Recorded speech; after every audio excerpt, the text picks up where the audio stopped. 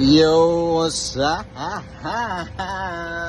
Magandang morning, no? So, time check natin ay 10:55.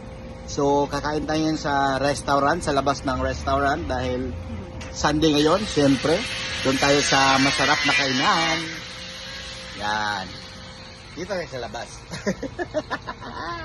Yan, hi. Hi. Ito yung ulam namin.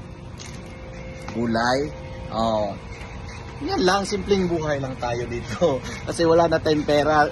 Day 5 na ngayon ng renovation natin. At yan na lang yung tinatapos. So wala na tayong pambili ng ulam. Dito lang tayo sa labas kumakain. Kumusta? Negosyo pa. Kumusta mga salon owners dyan? Marami bang benta ngayong July, Hulyo, 2025? O, comment ka para mautangan kita. Bye.